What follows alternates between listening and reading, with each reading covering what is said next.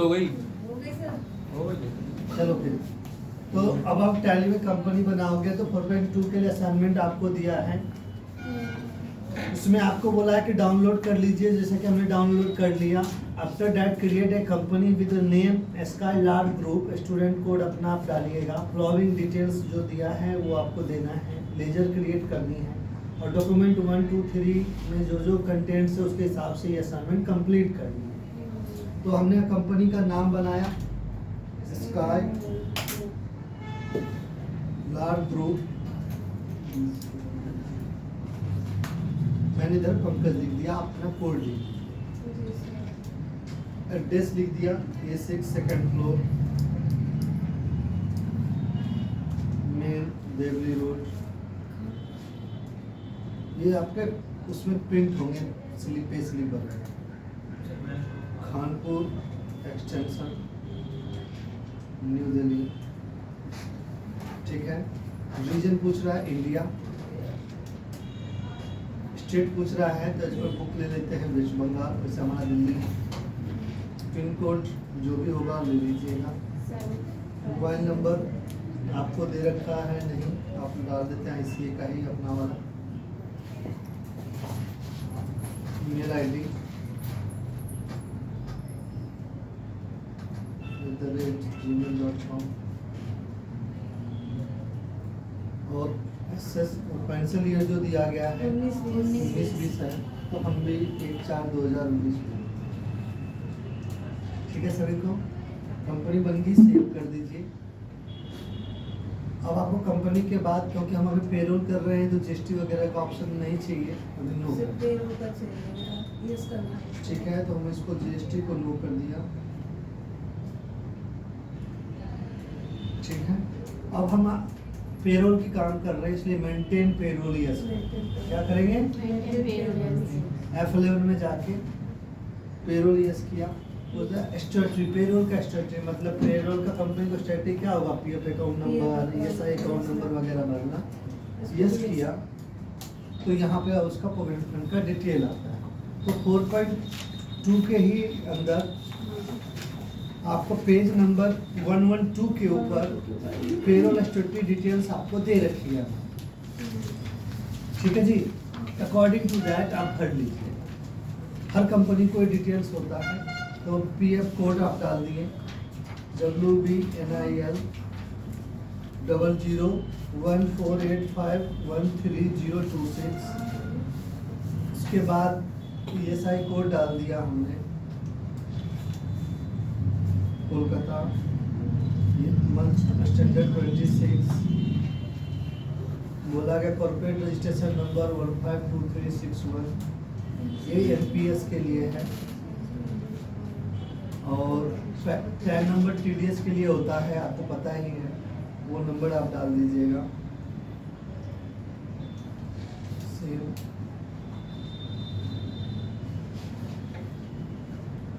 उसके बाद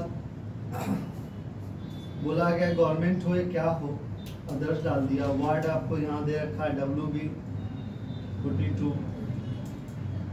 मतलब कंपनी आपकी क्या है, गवर्नमेंट कंपनियां हैं या तो गवर्नमेंट जानते हो ना, सरकारी डिपार्टमेंट होगा। दिल्ली गवर्नमेंट बनाएगी तो दिल्ली गवर्नमेंट के लिए गवर्नमेंट कंपनी, और हमारी कंपनियों के लिए अदर्स है। अब आपसे पूछा डायरेक्टर का टाइप क्या है, तो इन्होंने तो ब्रांच डिवीजन है तो डाल दो, हमने लिख दिया खानपुर मान लेते, उन्होंने कोलकाता डाला। Name of responsible person TDS के लिए कौन होगा, सिग्नेटरी कौन होगा, लिखा मिस्टर उदित चौधरी, ठीक है जी। उन्होंने कहा सन ऑफ डॉटर ऑफ क्या है, तो मिस्टर दीपक चौधरी। देखो दीपक आ गए ना इधर।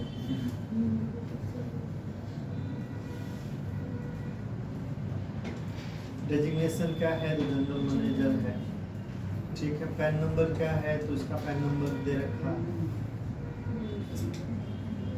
ठीक है। तो ये डिटेल आप यहाँ से ले लिए। इसका फायदा क्या होगा, जो PF ESI वगैरह का जो रिटर्न फॉर्म पे स्लिप वगैरह होगा उस पर ये प्रिंटेड रहेगा, सेव कर दीजिएगा। यहाँ डिटेल्स बन गई आप लोग। इसके बाद आपको बोला गया कि आप लेजर बनाइए, और ये क्रिएट डिटेल्स भरी है। तो हम भी लेजर बनाने के लिए तो लेजर में ही जाते हैं आप लोग। बोला अगर कैपिटल बनाइए तो हमने भी कैपिटल लिया, अंदर कैपिटल अकाउंट 3,50,000। उसके बाद बोला वेल्थी बैंक बनाइए, बना दिया बैंक अकाउंट। अकाउंट नंबर वगैरह यहाँ पे डाल दीजिएगा, IFSC कोर्स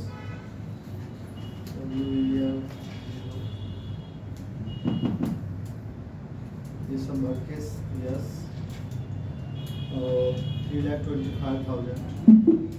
उसके बाद दिया loan from Kotak Mahindra,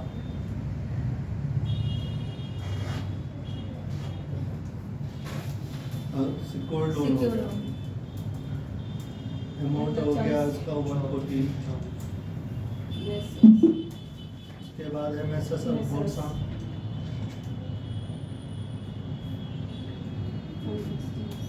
industry syndicators हो गया।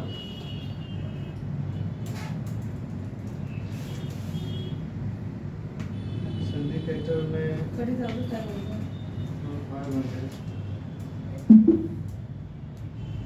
उसके बाद outstanding rent, current liability 25,500। Machinery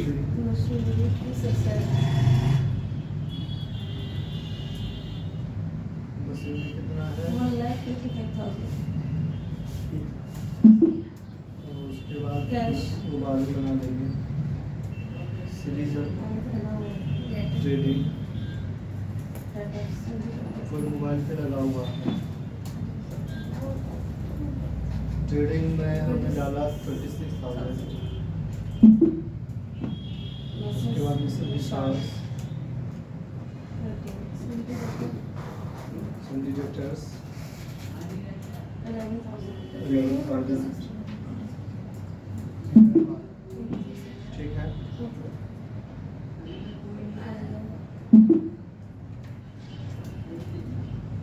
profit loss account है 25,000। कैश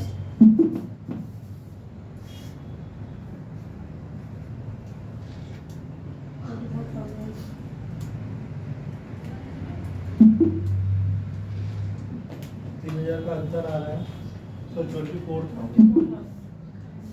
अंतर कैश 24,000। ठीक है, इस तरह से आपका बैलेंस शीट मैच कर गया। लेजर बना लेंगे, ये आपको पहला है पेरोल का, कोई यहाँ पे है। अब आता है, आपको बोला डॉक्यूमेंट 1 ओपन करें और क्रिएट करें required detail as per that sheet. तो हमने सीट को ओपन किया था, ले लिया। एक्सेल को बंद करते हैं पहले, और ये सीट थी आपकी, डॉक्यूमेंट 1 ये आ गई। इसको आपको यूज करना है। इसमें देखो पहले लिखा है कि एम्प्लॉय का नाम है, डेट ऑफ बर्थ है, डिपार्टमेंट है, डेट ऑफ ज्वाइनिंग है, एम्प्लॉय कोड है, डेजिग्नेशन है, लेफ्ट जॉब कब छोड़ा उसने, डेट ऑफ लेफ्ट जॉब कब पकड़ा उसने, सर्विस छोड़ने का है, bank details, bank account number, IFSC code, PF account number, ये साइन सब दे रखा है एम्प्लॉय का। तो मुझे इनको क्रिएट करना पड़ेगा। इनके लिए कुछ कुछ चीज़ें सेम क्रिएशन का ऑप्शन में आप जाएंगे, टैली क्रिएट। अब देखिए शो मोर कर, क्या कर लेंगे, विद इनएक्टिव भी लेंगे। तो आप हम अभी पेरोल की बात कर रहे हैं, तो पेरोल ऑप्शन में आए। तो पेरोल में देखो सबसे पहले कैटेगरी क्रिएट, क्या क्रिएट करेंगे, ये एक तरह से कॉस्ट सेंटर की तरह है। क्रिएट आप कीजिए, उसमें बोला नहीं है बट आपको बनाना है। इसका नाम दे दिए हेड ऑफिस, क्या दे दिए, हेड ऑफिस। शॉर्ट नेम जानते हैं ना, एलियाज को कहते हैं, तो HO कह दिया है। पूछता है कि ये रेवेन्यू में काम आएगा। रेवेन्यू मतलब जो PL में आता है, ट्रेडिंग में आता है। नॉन रेवेन्यू जो आपका लायबिलिटी बैलेंस शीट वगैरह होते हैं, हमने यस कर दिया। दोनों जगह यूटिलाइज करेंगे। तो दोनों यस रखना, याद रखना कि दोनों यस करना जरूरी है, रेवेन्यू भी और नॉन रेवेन्यू हमेशा। इसके लिए पेरोल के लिए अब आता है एम्प्लॉय ग्रुप बनाना है, तो हमने जो कैटेगरी बनाई वो ले लिया, ठीक है। अब एम्प्लॉय ग्रुप में क्या है, ठीक है, तो इसमें डिपार्टमेंट बता दिए कि किस डिपार्टमेंट में काम। तो ये असाइनमेंट में जो आपको दिया, तो देखो इसमें दिया है कि कोई बंदा अकाउंट में है, कोई सीआरएम में है, कोई सेल्स में है, कोई आरएनडी में है, तो ये डिपार्टमेंट हम यहाँ पे बना रहे हैं। हम चाहे तो इसको सब ग्रुप कर सकते हैं, बट हम देखो हम यहाँ पे बना दिए डिपार्टमेंट। क्या बना दिए? डिपार्टमेंट। उसको हमने प्राइमरी लिख दिया। क्या लिख दिया? और यहीं पे अब डिपार्टमेंट की जगह पे हम ले लिया सेल्स और मार्केटिंग, ठीक है, अंडर डिपार्टमेंट। तो ये आपका काम भी हो सकता है, जैसे दिमाग मतलब आइडेंटिफाई हो जाए आपके। अब आप थोड़ा स्मार्ट हो गए हो तो स्मार्ट दिमाग चलाओ। सीआरएम, ठीक है। उसके बाद क्या था? आरएनडी। आरएनडी को रिसर्च डेवलपमेंट कहते हैं, ठीक है। और सीआरएम को कस्टमर रिलेशनशिप, अगर प्रोफाइल है तो मैनेजर, और अगर डिपार्टमेंट है तो management So R&D again research and development. इसमें टेक्निकल लोग काम करते हैं, ठीक है। अकाउंट्स और भी जो डिपार्टमेंट अपनी कंपनी में है इस तरह से बना सकते हैं।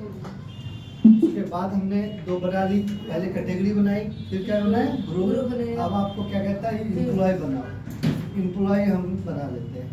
एम्प्लॉय में देखो सबसे पहले कैटेगरी, तो बैक स्पेस से आप चले जाओगे कैटेगरी में, स्पेस यूज करके जो आपने बनाया था वो ले लीजिएगा। अब आप बनाओ, जो जो डिटेल मांग रहा है यहाँ आ रही है। कुछ डिटेल आपको नहीं चाहिए, ज़्यादा लग रहा है, तो यहाँ F12 कर सकते हो। क्या कर सकते हो? F12। ये सारे ऑप्शंस हैं। जो जो ऑप्शन आपको रिक्वायरमेंट आपकी कंपनी में एम्प्लॉय के डिटेल में चाहिए वो यस कर लेंगे, जो नहीं चाहिए वो नो कर लेंगे, ठीक है सभी को।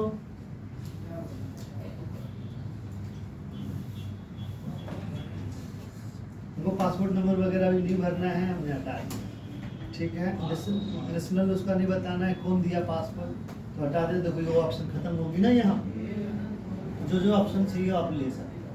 अब आप एम्प्लॉय का नाम बोला, तो आपको यहाँ पे दिया है अरूप कुंडू। क्या दिया है? तो ये हम यहाँ से कॉपी कर लेते हैं और इधर आके कंट्रोल V से पेस्ट कर देते हैं, ठीक है। बोला अंडर क्या है? डिपार्टमेंट। तो हमने बना रखा है ना, तो ये बंदा अकाउंट डिपार्टमेंट है, आप अकाउंट डिपार्टमेंट ले लीजिए।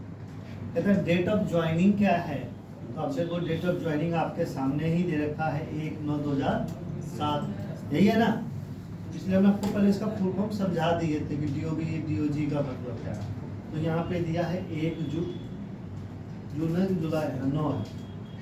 9/07 हो गया। कहते सैलरी का डिफाइन अभी करना है, अगर ऑफर लेटर होता है तो तुरंत कर सकते हो, ये बाद में करेंगे हम लोग, अभी बना लो। कहते हैं एम्प्लॉय का नंबर बताओ, तो एम्प्लॉय कोड देखो आपके पास यहाँ पे दे रखा है, ठीक है, वो भी हमने डाल दिया। डेजिग्नेशन बोल रहा है, वो भी देखो यहाँ लिखा है मैनेजर है, आप यहाँ मैनेजर लिख दीजिए। फंक्शन क्या काम करेगा तो आप वो लिख सकते हो। लोकेशन किस लोकेशन में वो काम करेगा वो लिख सकते हो। किताब में नहीं है, आप भर रहा हूँ। जेंडर कौन सा है इसका, तो नाम के हिसाब से तो पता चल ही रहा है। डेट ऑफ बर्थ क्या है इसका, तो डेट ऑफ बर्थ यहाँ पे भी दे रखा है 31 अक्टूबर 1980, ठीक है जी। इसकी ब्लड ग्रुप अगर आपको जो भी है वो ले लेंगे, ठीक है। फादर नेम, स्पाउस का name, address, mobile number, phone number, bank details, उसका क्या डिटेल है यस कर दें। कहता है अकाउंट नंबर बताओ, क्या बताओ? अकाउंट नंबर इसका क्या है, तो देखो यहाँ पे दे रखा है ये बात। फिर कहता है IFSC कोड बताओ, वो भी आपके पास है, वो भी आपने यहाँ पे। कहता है ब्रांच बताओ, तो आपको पता नहीं है, डाल दीजिए, ठीक है। बैंक नाम, बैंक का नाम क्या था? Wealthy bank. यहाँ पे ट्रांजेक्शन इस बंदे का करेंगे कैसे, चेक से पैसा देंगे, ऑनलाइन ट्रांसफर करेंगे या आधार कार्ड। हमने कहा चेक देंगे, अकाउंट पे ही देंगे, यस। अब आता है यहाँ देखो PF का डिटेल नहीं आ रहा है क्या? आपको तो चाहिए ना पीएफ का डिटेल, इसका ये कॉन्टैक्ट डिटेल आ रहा है तो यही आप 12 कीजिए। ठीक है, तो alias display provider display name of employee वो तो आ ही रहा। Notes provider national insurance number नहीं है। हाँ आ गया ये सब कुछ। नेशनल इंश्योरेंस वाला यस कर दीजिए। F12 किया, क्या किया? अब यहाँ पे मैं बैंक का डिटेल तो भर दिया, अब स्टेटरी इंफॉर्मेशन इसकी भरनी है। ठीक है, तो रेगुलर में टैक्स के बारे में पूछता है कि टैक्स इसका इनकम टैक्स में क्या लगेगा, तो रेगुलर है। कहता है इनकम टैक्स का पैन नंबर इस बंदे क्या है, दे नहीं रखा होगा तो आप भर दीजिएगा। आधार नंबर नहीं है तो उसका यूएएन नंबर होता है अगर एप्लीकेशन किया है। पीएफ नंबर, तो बस पीएफ नंबर दे रखा है ना, देखो इधर, तो आपने ये पीएफ नंबर डाल दिया। इस तरह से सभी एम्प्लॉय को क्रिएट करेंगे। क्या करेंगे? क्रिएशन। ईएसआई नंबर,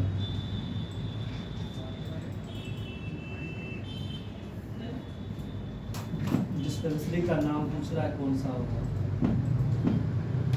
हमने कोफला डाल दिया। ये कॉन्ट्रैक्ट डिटेल ये उनके लिए जो नहीं कहते टेम्पोररी काम करते हैं, वो कॉन्ट्रैक्ट के रूप में विदेश से ही लोग जो आके उनका कॉन्ट्रैक्ट का परमिट क्या है, वर्क परमिट का कब एक्सपायर होगा, कब स्टार्ट हुआ, उसके लिए। ठीक है, सेव करता है। इस तरह से एम्प्लॉय बनाना है। क्या बनाना है? तो अब मैं सारा एम्प्लॉय चुपचाप बना रहा हूँ, अब आप देखते हो। बोले कि बनाना जरूरी है क्योंकि सैलरी में मुझे सभी सीट में चाहिए होता है। तो हमने एक बना दिया, अब हम बना रहे हैं नीला दत्ता। ठीक है, नीला दत्ता डिपार्टमेंट इसका CRM है और इसने ज्वाइनिंग करी एक साथ कस्टमर रिलेशनशिप मैनेजर, को मैनेजमेंट भी कह सकते हो अगर डिपार्टमेंट के बाद हिसाब से। एम्प्लॉय कोड,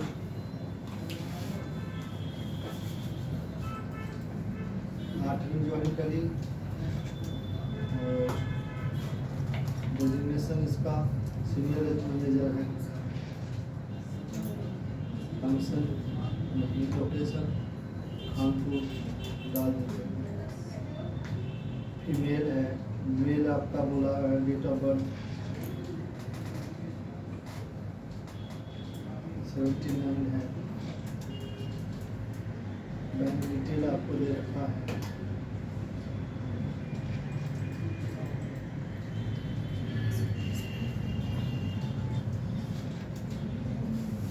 कोड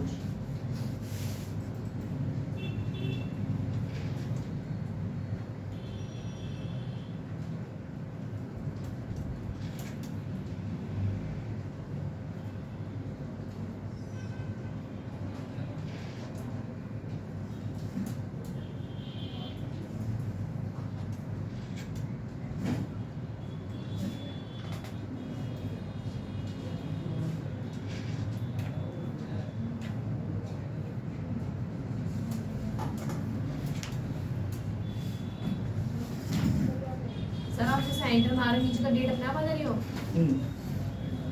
उसका ज्वाइनिंग डेट डेट ऑफ के हिसाब ज्वाइनिंग की से। अपना बदल। ठीक है, तो एक का मन दूसरा बन गया, तीसरा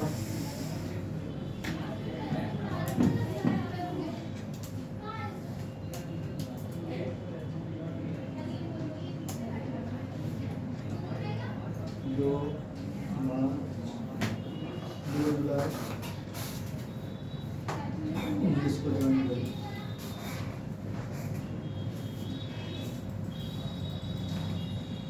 हमने सेव किया, ये भी एग्जीक्यूटिव है। फीमेल, डेट ऑफ बर्थ इसकी है 2 मार्च 84। बैंक डिटेल यस कर दिया। अकाउंट नंबर आरसी कोड,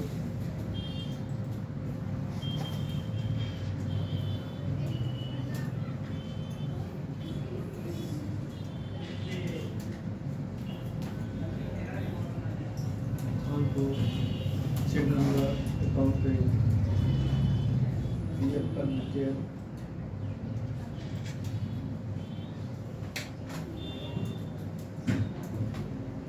ये सारे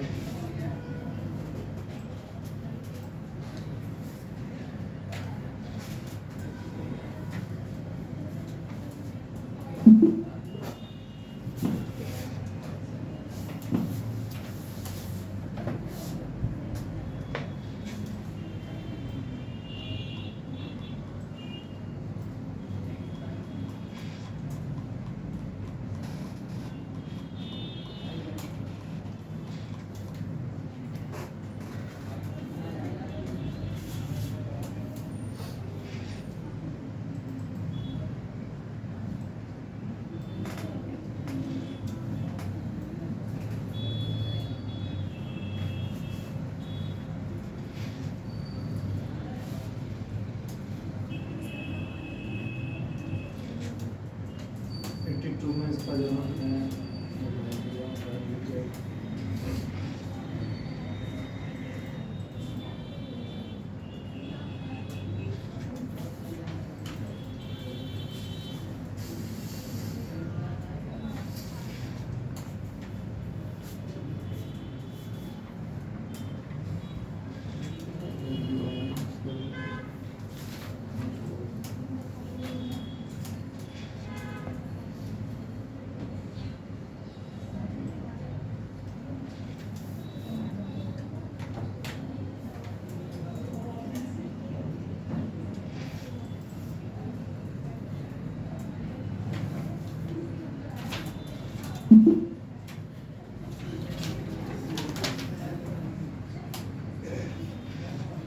रिपीटली अब लास्ट बन रहा है कोई घोष।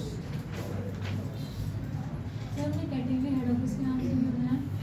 इसलिए कि एक ग्रुप पे नजर आए ना, आपके पास कंपनी में अगर अलग अलग ब्रांच में अलग अलग एम्प्लॉई हैं तो आप कैसे आइडेंटिफाई करोगे? सर जैसे भी आपने हेड ऑफिस बनाया है तो ये ब्रांच का भी बना सकते हो, ब्रांच का और भी बना सकते हैं ना। उनका अलग से सैलरी जब चढ़ाएंगे तो जिस जो कैटेगरी लेंगे उसके हिसाब से डिफाइन आएगा। बहुत जल्दी सोचा। बहुत देर से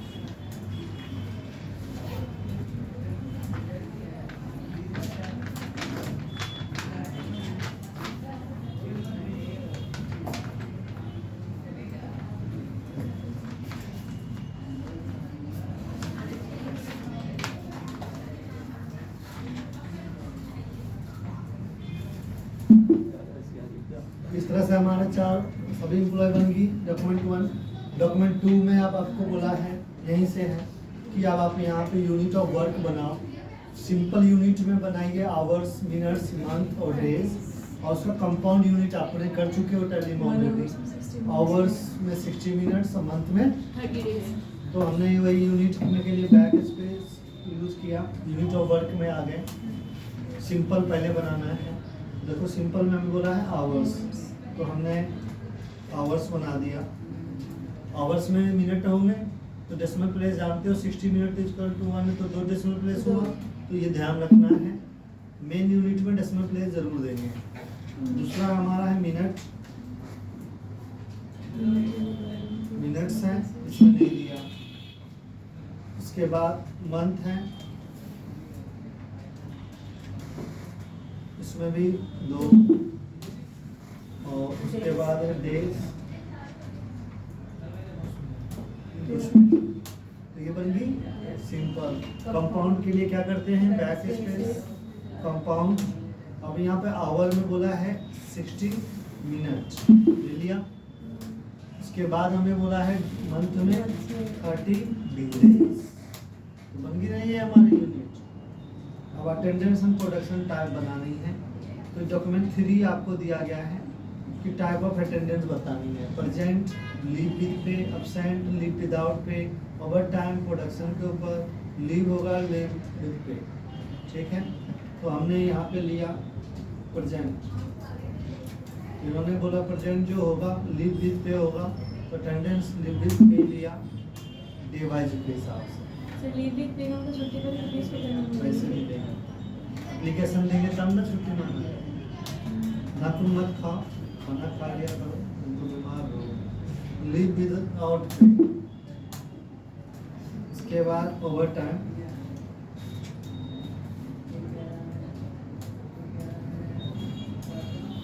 प्रोडक्शन यानी काम ओवर टाइम तब मिलेगा जब काम होगा। प्रोडक्शन पे आवर ऑफ 60 मिनट ले लीजिएगा घंटे के हिसाब से। लीव, लीव में बोला पैसा मिलेगा, अटेंडेंस भी होगा और पैसा पैसा भी भी। मिलेगा। बन गया साहब। अब आगे हमें कहता है डॉक्यूमेंट 4 में आइए, जिसके अंदर एम्प्लॉय की सैलरी डिटेल, अर्निंग पे हेड्स बनाए। पहले अर्निंग बनाएंगे फिर डिडक्शन बनाएंगे। तो आज हमारा यही मेन चीज़ें हैं करने। तो डॉक्यूमेंट 4 में आगे हम लोग पे हेड बनाना है। तो बाहर आइए, तो अब देखो इधर जाना पे हेड। तो जैसे पे हेड आएंगे तो पहले सारे अर्निंग हेड्स बने। अर्निंग हेड्स क्या बताया था, जो एम्प्लॉय को पे कर रहा है उसके अगेंस्ट जॉब के हिसाब से। तो सबसे पहले वो बेसिक देता है, क्या देता है, बेसिक।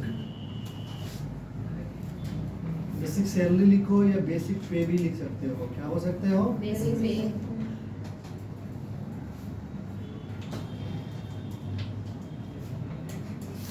बेसिक पे जो हम दे रहे हैं वो इनडायरेक्ट एक्सपेंस, कंपनी का तो खर्चा होगा ना, तो हम यहाँ पर अर्निंग फॉर एम्प्लॉय ले लेंगे। क्या ले लेंगे, अर्निंग फॉर।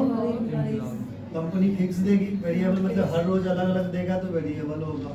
कंपनी के लिए खर्चे हैं लेकिन कौन से हैं, इनडायरेक्ट। सैलरी फैट करेगी, यस। स्लिप पे क्या लिख के आएगा, बेसिक पे। ग्रेजुएटी फैट करेगी, यस।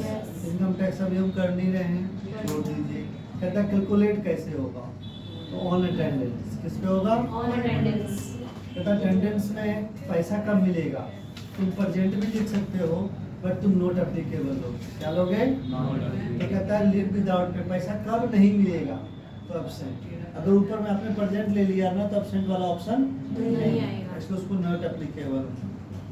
देन कहता कैसे मिलेगा, तो मंथली बेसिस पे होगा। तो मंथली कौन सा महीने का, तो कैलेंडर पीरियड के हिसाब से। सेव कर दिया, समझ में आ गई बात है। ये चीजें आपको यहाँ पे बताया हुआ है। Basic, direct expense, affected salary, yes. Basic, gratuity, on attendance, monthly आ रखा है ना सब कुछ। सेव कर दिया। बेसिक के बाद आपको बनाना है HR कार्ड। इसको शॉर्ट में HRA भी कहते हैं। इसको शॉर्ट में यहाँ HRA कर दिया। ग्रेजुएटी इसमें नहीं मिलती है, बेसिक पे मिलती है। अब वो कहता है ये भी कैसे मिलेगा, तो बोला गया HRA जो मिलेगा लिखा हुआ है कंप्यूटेड वैल्यू पे। तो हमने यहाँ पे ले लिया कंप्यूटेड वैल्यू। कहता क्या कंप्यूटेड वैल्यू होगा, तो फॉर्मूला बताइए, ऑन स्पेसिफिक फॉर्मूला। बेसिक पे का कोई अमाउंट अगर लिखा हो तो अप टू इतने अमाउंट के बाद मिलेगा, तो वो लिखते नहीं, तो सीधे बोला है परसेंटेज 40%। देखो लिखा है HRA on computed value, basic का 40%। तो हमने लिया कंप्यूटेड वैल्यू में स्पेसिफिक फॉर्मूला, तो HRA बन गई। उसके बाद आपको कन्वेंस अलाउंसेस दिया,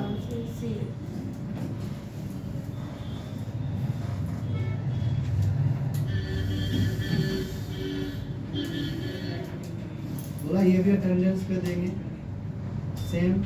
एब्सेंट पे नहीं मिलेगा, मंथली होगा। देखो ये लिखा है कन्वेंस अलाउंस, यस। ये ग्रेजुएटी नहीं मिलेगा, सॉरी फ्लैट रेट पे दिया है, इस पे दिया है और मंथ के हिसाब से। तो हमें यहाँ एब्सेंट हटा के फ्लैट रेट ले लिया। फ्लैट रेट का मतलब जो बताया जाएगा उस समय कितना कन्वेंस दिया है। ठीक है। आगे आपको दिया है ओवर टाइम।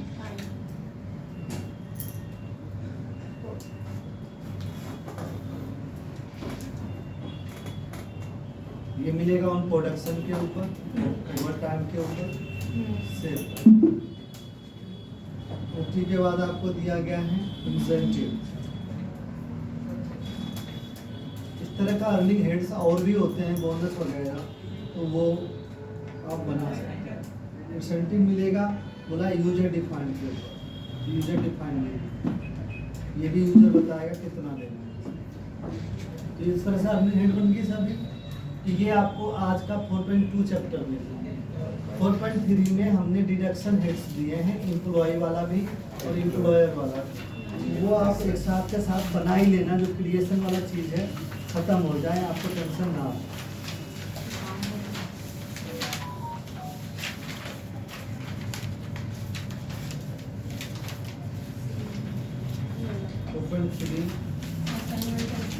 पेज नंबर 129 पे है।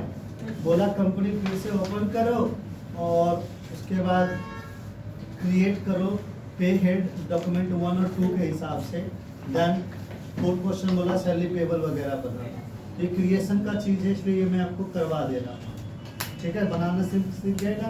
अर्निंग अब क्या बनाना है, डिडक्शन जो उसकी सैलरी से कटेगी या एम्प्लॉयर जो कंट्रीब्यूशन करेगा।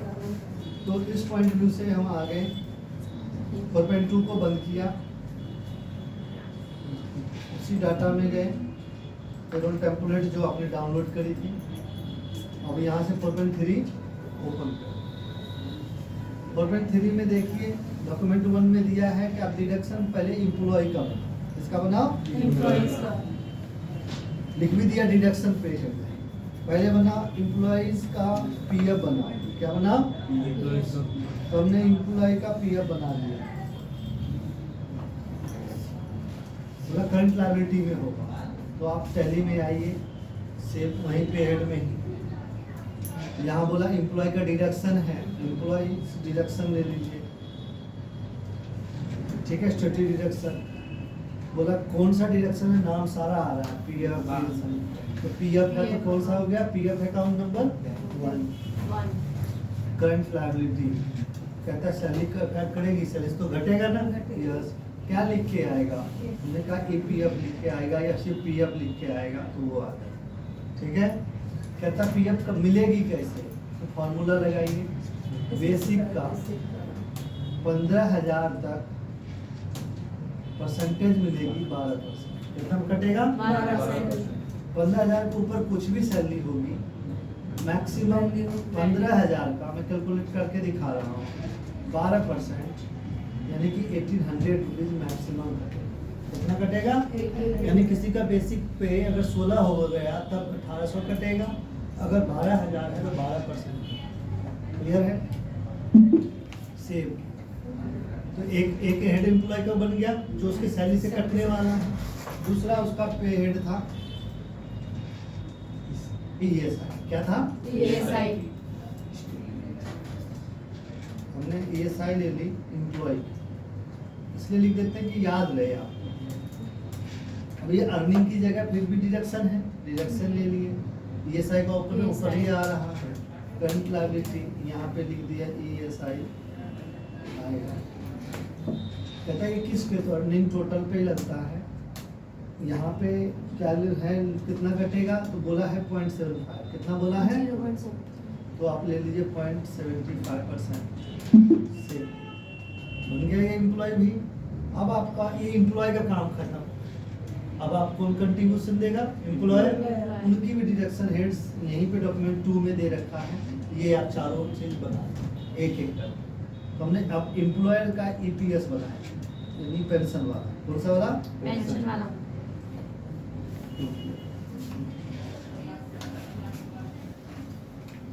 तो हमने बनाया ईपीएस। तुमको कहीं याद ना हो तो लिख देता हूँ, EMPLO होगा एम्प्लॉय पेंशन, इसी को शॉर्ट में बोलते हैं ईपीएस। क्या बोलते हैं, EPS। तो ये भी डिडक्शन होगा स्टेटरी। अब एम्प्लॉय का होगा या एम्प्लॉयर का होगा? हाँ, तो एम्प्लॉयर लेके यहाँ ईपीएस ले रखा है ना, देखो लिखा हुआ है अकाउंट नंबर 10। कहता क्या होगा कंपनी के लिए? कंपनी तो देगी तो खर्चा ही होगा ना बेचारे के लिए, तो एक्सपेंस सैलरी इफेक्ट होगा नहीं, सैलरी से थोड़ी काट रहा है वो। कहता कैसे? तो फॉर्मूला बेसिक का 15,000 तक अगर सैलरी होगी तो 8.3% कटेगा, 8.33% हो गया। 15,000 के ऊपर कुछ भी होगा तो वैल्यू में कटेगा, 1200 कुछ रुपए आएगा। मैं फिर से कैलकुलेट कर दे रहा हूँ, 8.33%। आगे ना 1249.50 तो ये भी सेव कर लेंगे। क्लियर है? और ये बुक में आपको असाइनमेंट में दिया है कि 15,000 तक कितना और 15,000 के ऊपर में कितना, तो मैंने कैलकुलेट कर दिया, वैल्यू मैंने लिखा नहीं। अगला टॉपिक अब आता है एम्प्लॉयर ईपीएफ 3.67% आप बनाइए, एम्प्लॉयर जो देगा, तो हमने ये भी बना दिया। ठीक है, एम्प्लॉयर स्टेटरी रिएक्शन, ईपीएफ है तो पीएफ, इनडायरेक्ट एक्सपेंस। अब यहाँ पे इन्होंने फॉर्मूला दिया कि इसमें से एम्प्लॉय पीएफ डिडक्शन 12% में से माइनस कर लीजिए 8.33% और 100% लगा। आप चाहते तो सेम वो बेसिक का 3.67% भी लगा सकते हो, बट इन्होंने ऐसा कहा तो हमने भी कहा कोई बात नहीं, आप जैसा कहो हम वही कर लेते हैं स्पेसिफिक फार्मूला। इन्होंने कहा फार्मूला में क्या है 12% में से, तो एम्प्लॉय का जो पीएफ था वहाँ गया